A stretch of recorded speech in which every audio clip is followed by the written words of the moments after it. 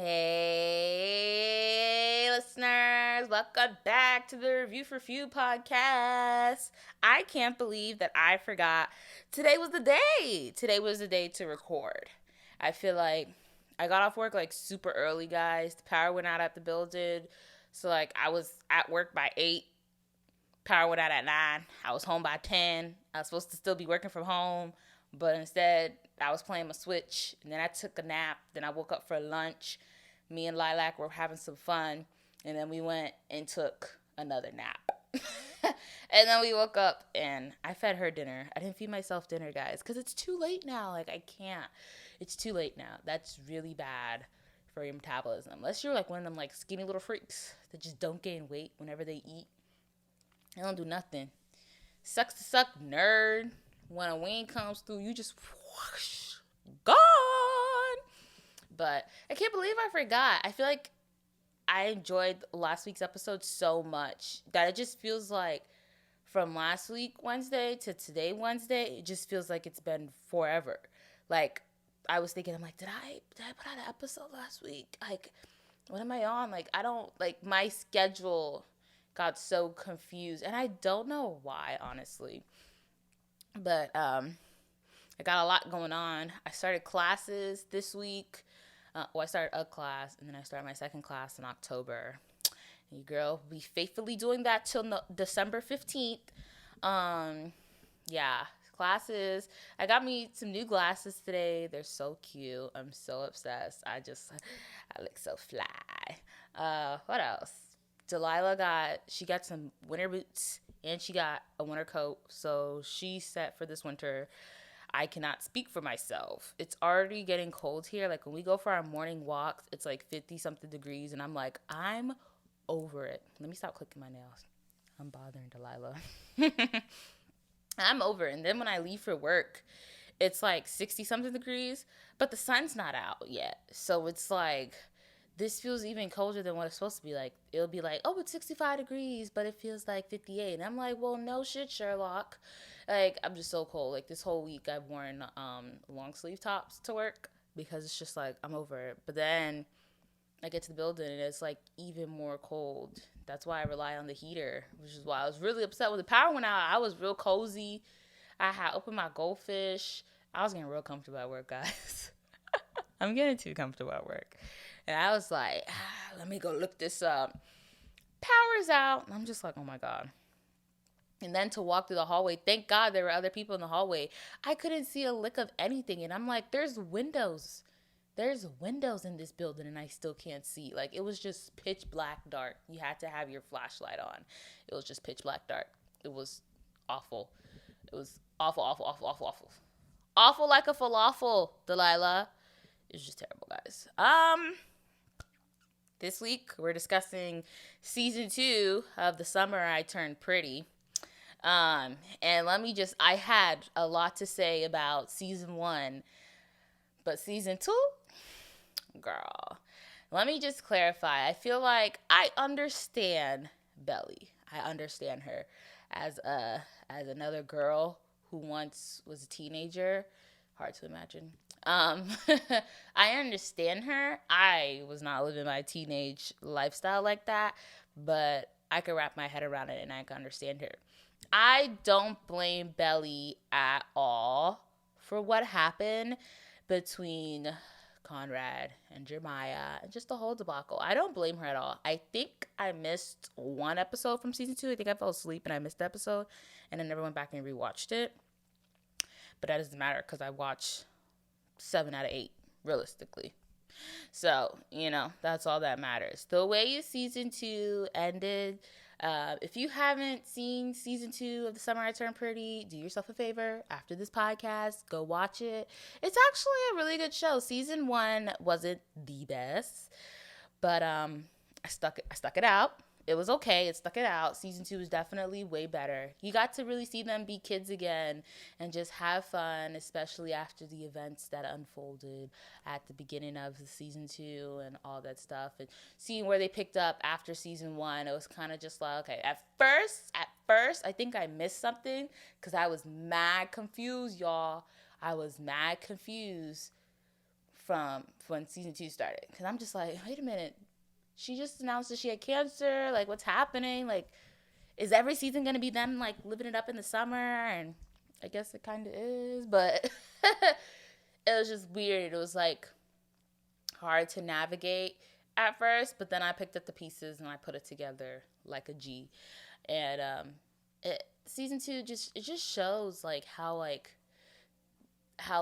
young adults and teenagers view, oh, I love this person, like, this is who I want to spend the rest of my life with, or this is who I want to be with. Like, it just shows, like, how I'm gonna say we, because I feel like the age group that they're in, I think they're like 16 and I'm 22. I feel like within those years I'll go up to like maybe 23. I feel like 23 to like to back when you were 16, it's like you're like a young adult slash teenager, and it's weird how you view love, because it's like, well, I want to be with this person, and then sometimes people don't envision themselves marrying this person or being with them for the rest of their life. They just know that in this moment, here in the now, I want to be with this person, and I feel like that's what it was for season 2. I feel like Conrad is definitely not my favorite character. I don't think Isabel did anything wrong to Conrad. Conrad was just honestly like a jerk. He like, come on, guys. Where my girls at? He didn't show any interest in Isabel until Jeremiah finally decided to be brave and put his heart on display. And Isabel was happy for that. But because she still had this childhood crush on Conrad, she blatantly ignored Jeremiah and went for Conrad. And what did Conrad do? He ended up hurting her. He ended up being what everybody said he was going to do. Everybody who was like not rooting for them, he ended up being exactly that. Ass. You know? I just think that's that. I feel like that's the only thing that Belly did wrong, is that she kind of like wronged Jeremiah in a way, because in season 1, she, like, her and Jeremiah kissed.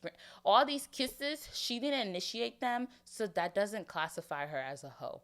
Let's just get that out the way. She didn't initiate them. These boys, because that's what they are, they're not men, these boys took it upon themselves to confuse this young woman. So men are the root of Isabel's problem. Well, my bad. I just said they're not men. These boys are the root of Isabel's problem, and men are the root of all of women's problem. Get that through your thick skull, okay? That's facts. That's not even an opinion. That's facts. I would like you to find a female that would disagree, because guess what? Even a lesbian will say that men ain't. Okay. Okay? Also Steven and what was her name? I can't think of her name. But they kissed back in season 1, and Belly was like, "Oh my god, are you doing this? Take it back on me! Why would you do this?" And it was like a whole big like ordeal when it really shouldn't have been.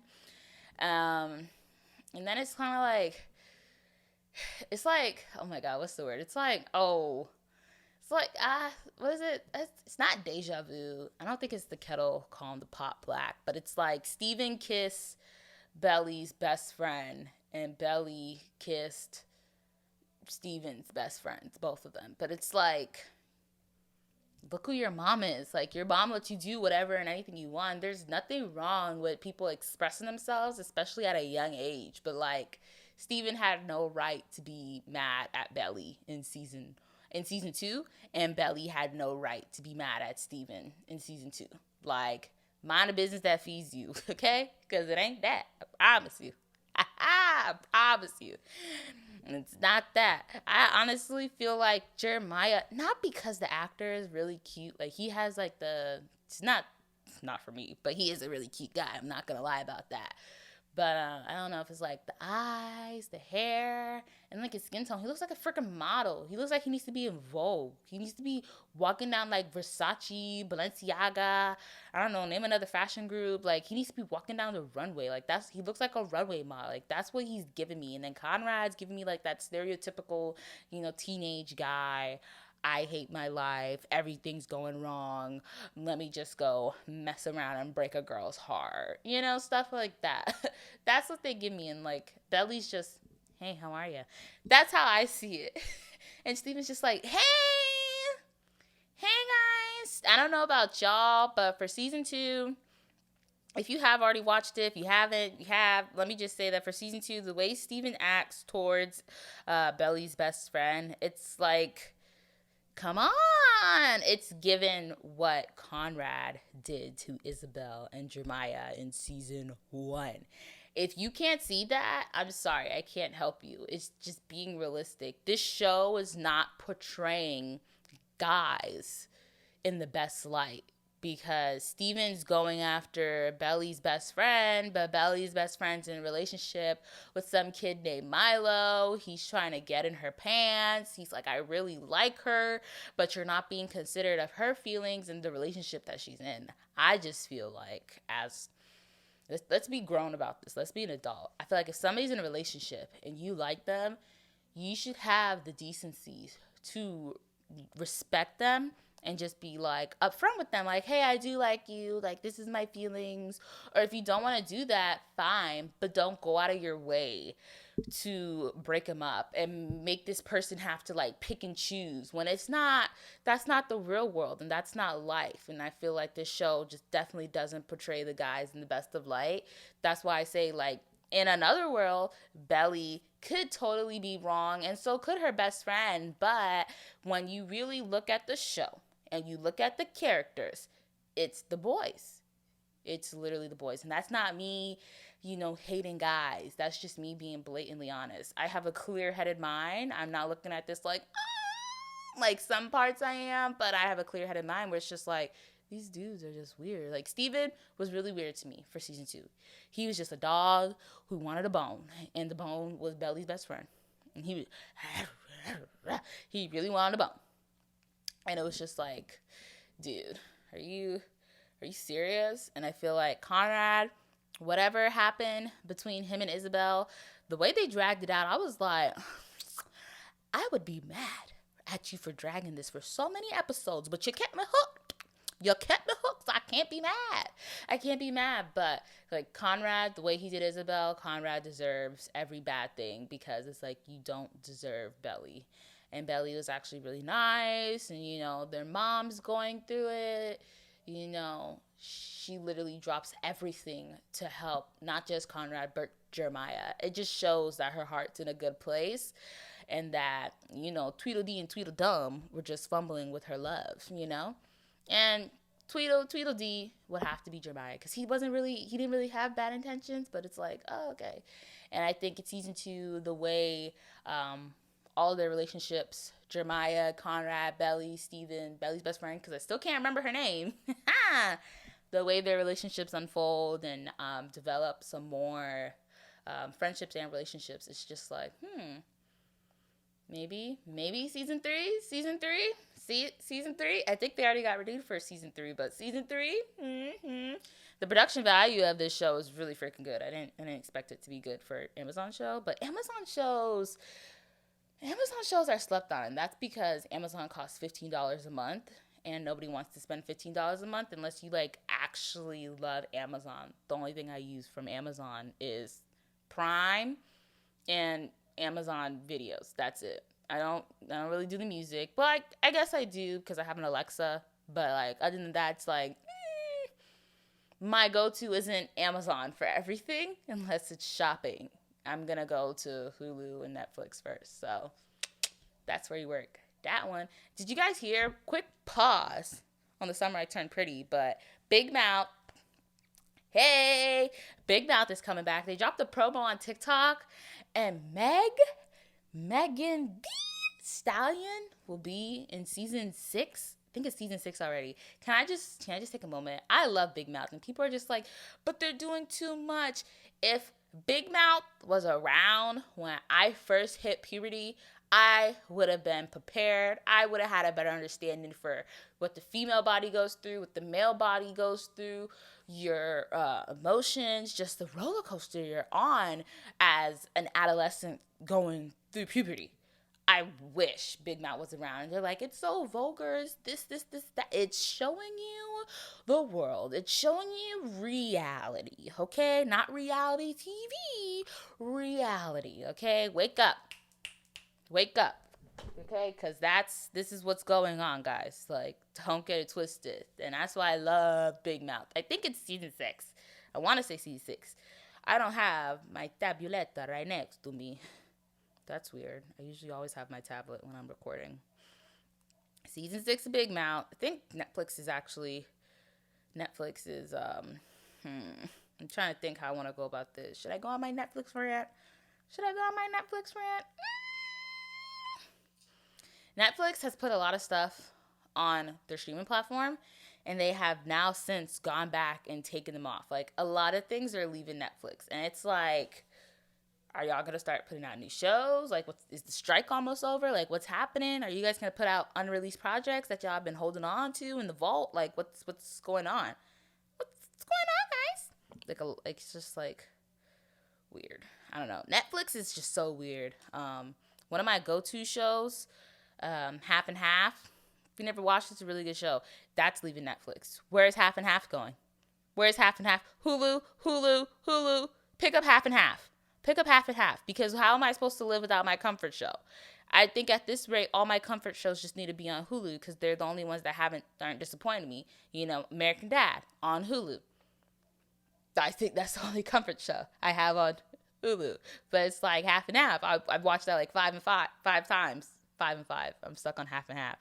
It's just, I don't know what Netflix is trying to accomplish by putting all these like really good movies and TV shows. Something's going on with the world. And you know what that is? Well, something's going on with the film and TV industry. You know what that is? That's this strike. And I feel like they're just putting anything and everything out there. It's like, okay, well, this strike is going on a little longer than expected, so let's put out all these shows. Like, I think YouTube has put out like a lot of movies for free. Like Hunger Games, I heard is for free. I'm not watching my movies on YouTube just because it's just I just don't. I just don't. I go on YouTube to like go find out things, how to do this, how to do that. Go watch a music video. Let's just get lost in the trail of click, bait, like, or this podcast. Like, I'm not going on YouTube for all that other stuff. But it's just so weird. They're just dropping all these things. I think The Wolf of Wall Street's on. I mentioned it a couple episodes back that Puss in Boots. The Last Wish is also on. They put The Wiz with Diana Ross and Michael Jackson on their platform. I don't know what your game is, Netflix, but you're still not okay in my book. Okay, you once you get rid of Fast and Furious off your platform, maybe, and then once you announce when The Crown is because The Crown filmed months ago, so it's like what the strike happened in July. The strike happened in July, June. I'm pretty sure The Crown was done filming by then. So it's already September. Next week is the end of September. Starts October. So November? When is The Crown coming back? It's just get with the program. I don't know. Maybe. We'll see if you guys make it in my eyes. So far, you haven't, because a lot of my shows are postponed because of the strike. But I'm not going to drag Netflix any longer. All right? I'm back to The Summer I Turned Pretty. Can I just talk about that title? The Summer I Turned Pretty. It's like it's given the summer, boys recognize me. The summer, I caught an STD. I don't know. Was the summer I turned pretty. It's like, okay.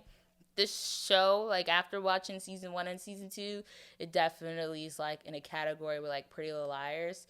Obviously, it doesn't have, the suspense and the drama like PLL. But, if you know, you know. They could go neck and neck.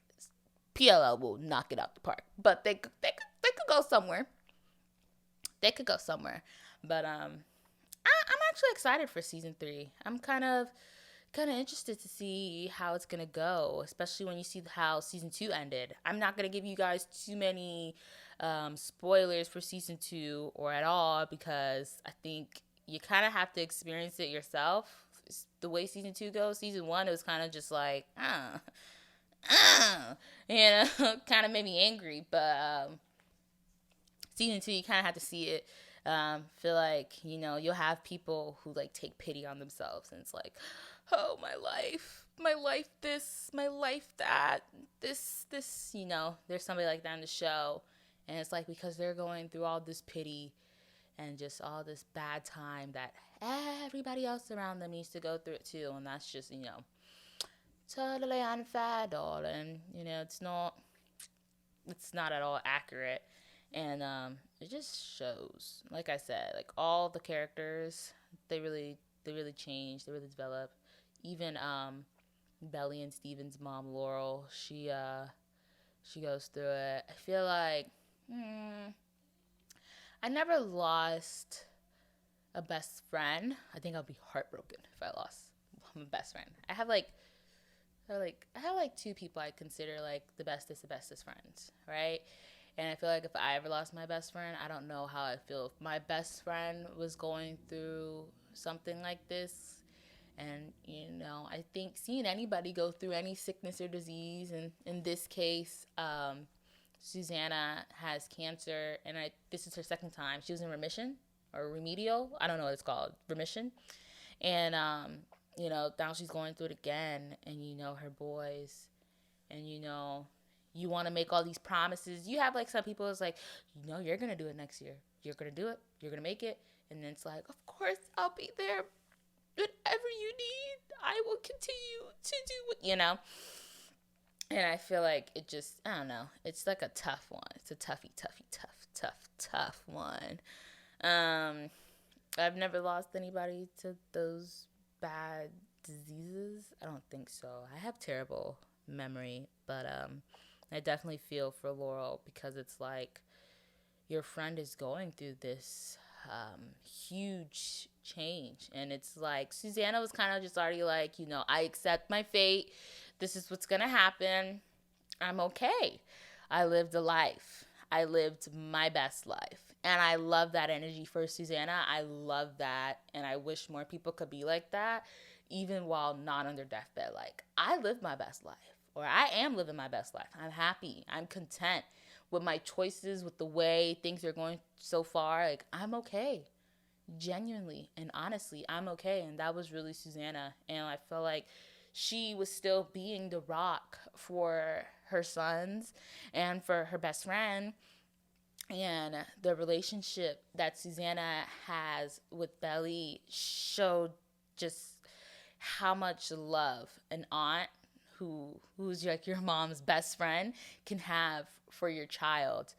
And think Laurel had said, like, oh, when Belly was born, Susanna was there by her side the whole time. I forgot what she said, where her husband at the time was, but Susanna was there for her. And it's like, that's so nice. Like, you should be there for your friends. And it was just a lot. It was like a lot, guys. And it just showed, and you could tell, like, Susanna really saw Belly as her daughter, and she really loved her. And every time she saw her, I think in one of the scenes, she's like, oh, my sweet girl. And I'm just like, keep it together. Keep it together. Keep it together. Like, I just wanted to cry because I'm just like, there's no, I'm just like, there's no way. And, the love, like, Belly has a mom, but she also has Susanna. And I feel like, Susanna always saying, I knew you were destined to be with one of my boys. It's like, I don't know which one, but one of them. And I feel like, I feel like that person is Jeremiah. If I have to be completely honest, The Summer I Turned Pretty is nothing like, okay, what I'm about to say. It's nothing like this TV show, but it makes me think of this TV show because it's the ultimate, like, who's going to get the girl? Who is she going to choose? Which team are you on? I'm Team Jeremiah, okay? I'm Team Jer. What's their nickname? What's their couple name? I think it's Jelly. That's actually really freaking cute. What are you going to make out of Isabel and Conrad? Ebrad. I don't, whatever. I'm Team Jeremiah. But when I think of, like, Team Jeremiah, Team Conrad, I think of JTV, where it's like Team Raphael, Team Michael. You know what I mean? And it was like, that was the consistency throughout the duration of the series. And even when Michael was, like, gone, it's like, oh, Michael's not gone. Because at the end of the day, Raphael was still competing with Michael when Michael was dead. When there was no more Michael, he was still competing, because it's like Jane will have these moments where she'll think of, this is what I used to do with Michael. Like, oh, how nice. And it's like, oh, I'm here with somebody else. And don't get me wrong, she had her fair share of other guys besides Michael and Raphael, and I hope to see that for Belly, where she could okay, it didn't work out with Conrad, didn't work out with Jeremiah, like she ventures out and sees other guys. And I think we caught a glimpse of that by her messing with Cameron. But I hope to see that more, because it's like, you really gotta go on an adventure sometimes in your love life to really be like, okay, this is what I want, you know? I feel like in JTV, if you never watched it, oh my God, go watch it. It's on Netflix. That's the reason why Netflix is still solid in the book. It's because they have JTV. But if you ever watch JTV, in the beginning, you know, Jane, she met Raphael originally when she was 19. She met Raphael before she ever met Michael. There was a time when Raphael didn't have to compete with Michael, okay? But Raphael was the stereotypical Miami playboy, so of course everything got lost until she was accidentally inseminated with Raphael's sperm a couple years down the road. And then it's like, well, here's this guy named Michael. He's like really sweet. He's such a darling. Like, he's everything you could possibly want in a good guy. And Jane she was conflicted, especially after she had her baby. She was even more conflicted, because it's like, I love Michael, but Raphael is the father of my son. Like, don't I owe him that? Like, oh, it's just so hard.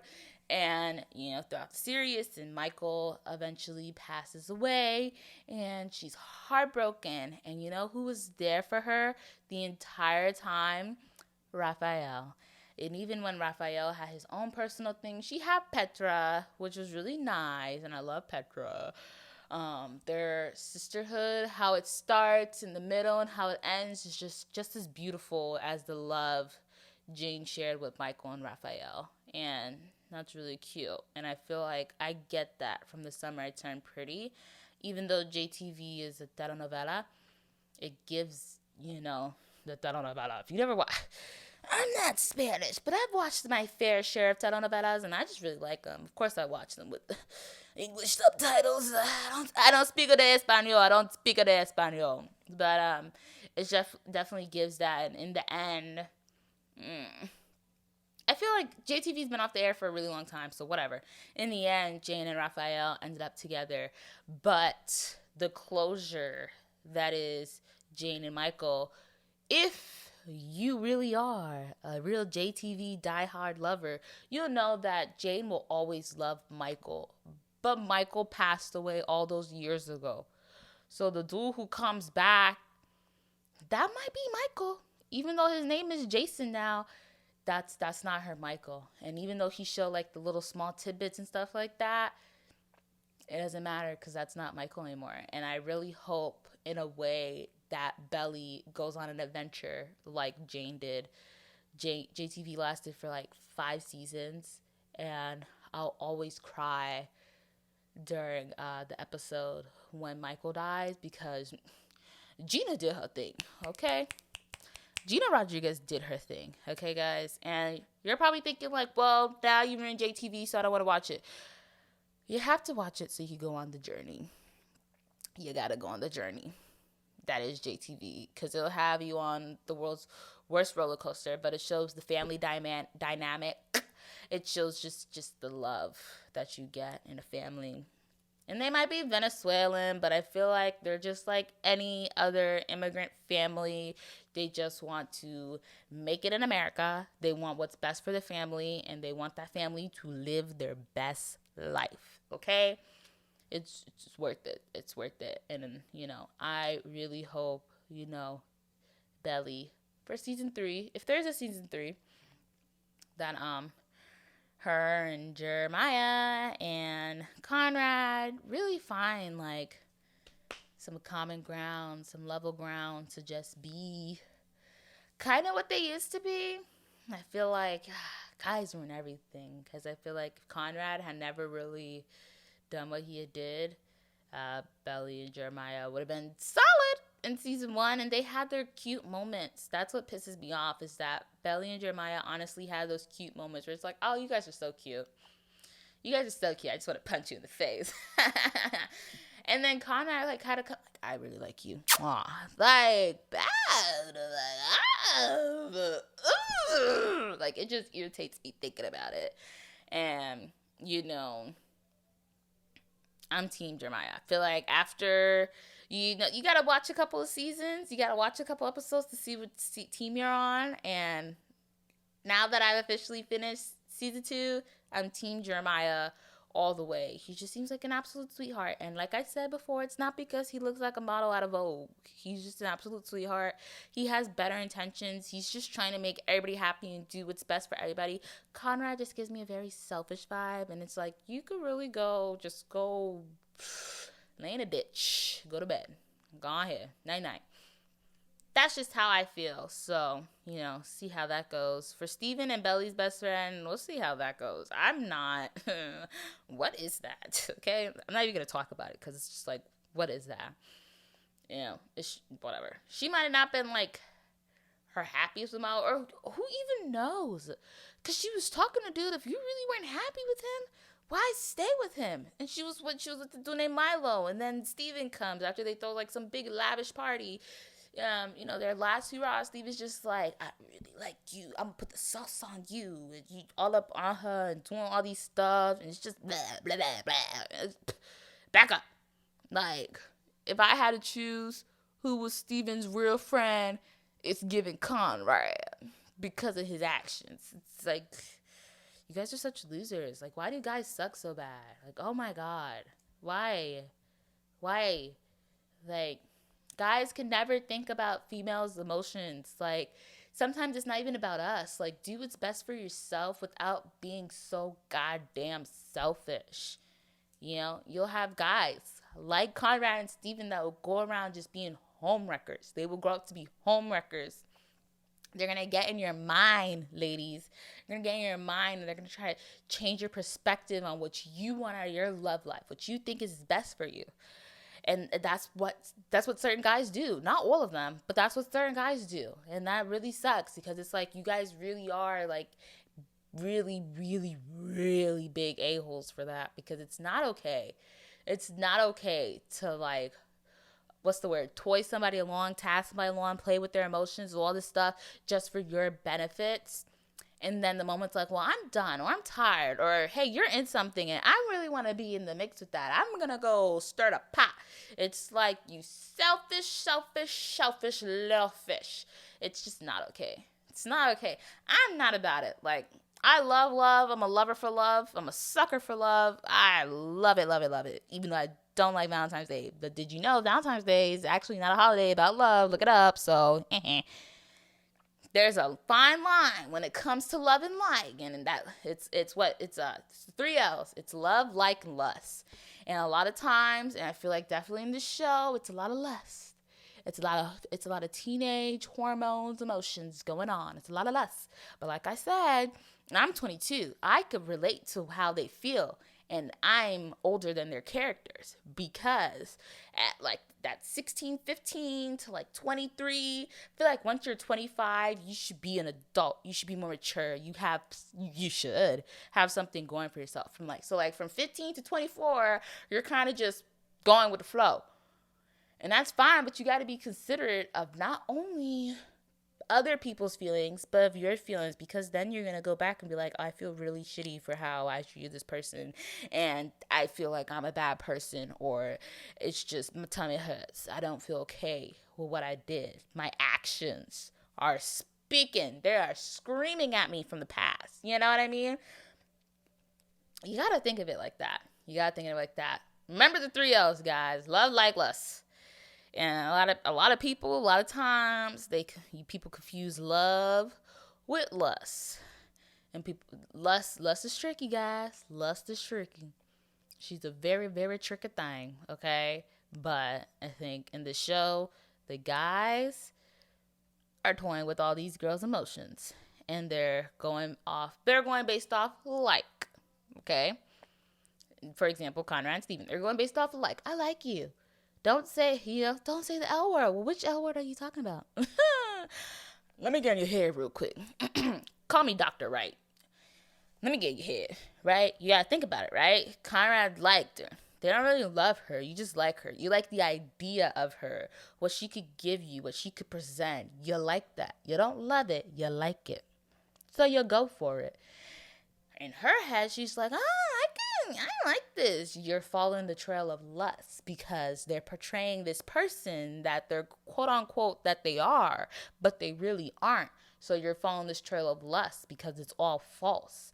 It's disguised as love, but in reality, it's not. You're lusting after this guy. And this guy, all he wants from you, he just likes it. Whatever you bring into the table, he just likes it. And what he's bringing to the table, he's going to portray it as love. But it's actually lust. Don't go crazy. Don't go crazy. And it's not just guys that do that. There are females that do that too. Oh, it goes both ways. It goes both ways. And you can't tell me it doesn't. You can't tell me it doesn't. I've been in a relationship. I see my friends go through relationships. I see the relationships on TV. Fake or real. Something inspired it. Don't get confused by the 3 L's when it comes to these romantic relationships, ladies and gentlemen, okay? If there's one thing you're going to take away from today's episode, oops, I almost knocked over my tea. If there's one thing you don't take away, is don't get confused by the 3 L's. One more time, that's like, love, and lust. And lusty she is because she will trick you. Don't get caught up in it. Don't get caught up in it. Don't get caught up in it. I just went like full psychological. Ooh, girl takes one psychology class and she thinks she knows everything. I'm just stating like it is. Like it, love it, hate it. I don't really care. It's completely my opinion, and I have the right to voice my opinion as a person who lives in America. First Amendment. Come on now, America. That's just me. You know, you're gonna take it how you want it. Now, after listening to this episode, you're like, maybe she does onto something. Like, tell me I'm wrong, and we can go toe for toe. We could debate. Tell me I'm wrong, and we can debate. Because, I haven't yelled at somebody, I haven't debated somebody in a fat minute. So let's go, okay? Next week is the end of September, guys. That means October is coming. The only good thing about October is like one thing is that it's my sweetheart's birthday. That's the only thing I could find good about it. Oh, and my cousins. Like, the birthdays in October are the only good thing, because other than that, I don't celebrate Halloween. And when I went shopping this past weekend, seeing all the pumpkin this, pumpkin that, pumpkin, I don't care. I'm ready for actual Christmas decorations. Like, I saw Christmas trees, but they were $100, and I was just like, oh, Walmart, where you at? Where you at, Walmart? Because, I'm not spending no $100 on no Christmas tree. Are you crazy? And you still got to decorate it. Come on now. I'm just excited. For October, I kind of got some, like, a couple stuff. Mark gave me some really good recommendations, but I think I'm just going to save them for October to kind of give the spooky feeling. I really want to talk about serial killers come this October, because I feel like, I'm not going to say I love serial killers, because I don't. Come on now. That's kind of weird. But there's something fascinating about serial killers. It's like, you could go on this killing spree like it's nothing and think it's okay. Like, come on. Anna Kendrick is dropping a movie that's based on the dating game, the dating serial killer. I forget the name, but his name is... What's his name? He's dead now. I think he died. What was his name? Oh my God. It's something Akala. Was it the the dating game? The dating game? I'm just speaking words into the mic as I'm trying to type, guys. The dating game killer. Yeah. He's already had like a show. Rodney Akala, that was his name. And like you'll look at him and like women found this man attractive. And I'm just like, what is attractive about him? Them teep? Because it's not attractive. Like I'll get into more about, the dating game serial killer. I still can't say it right. The dating game killer. How he got that name, what crimes he committed. I think we're just going to talk about serial killers for October because it's like, do you guys like wrap your head around it? A lot of women died at this man's hand and they were like mutilated, like their bodies were, and like I watched this. I was like home like back in like May, June, and I was sleeping and I woke up and this was on the TV and I just started watching it and I was just like, next episode, next episode, next episode. Like I was hooked. I forgot what the TV network was called, but I was hooked. And it just shows you how bad, like, oh, you think the system's bad now? Child, you don't know how bad the system was back in the day because you had women who were literally unsafe. And if you never heard the quote, the unsafest person in America is a black woman. And it's just women in general. Keep your guards up, ladies. Keep your guards up. Keep your guards up. That's why I have security cameras. That's why I have pepper spray. I don't got no taser. I could shoot a Glock, but like you gotta keep it locked in. Keep it locked in, cause you never know. You never know. If I ain't have little Miss Delilah, I back here, I'd have me a roof. Like I'd have had a pit bull, had a Rottweiler, and I don't really like Rottweilers. I like pit bulls. Cane Corso, then don't like those. You know what I mean? But we could get into that for October. But next week, next week I really don't got nothing for you. I'll probably go back to talking about Only Murders in the Building. You guys, let me tell you something. I caught up on Only Murders because I missed last week's episode. So I watched last week's and this week's episode. I can't wait for next week's episode. And we're going to talk about it next week, Thursday. As always, remember to like, subscribe, show your love, say what you guys say. It's a free platform. I'm not going to get mad. I might delete your comment, but it's okay, guys. It's okay. Welcome to the Review for Few podcast. Happy listening, y'all.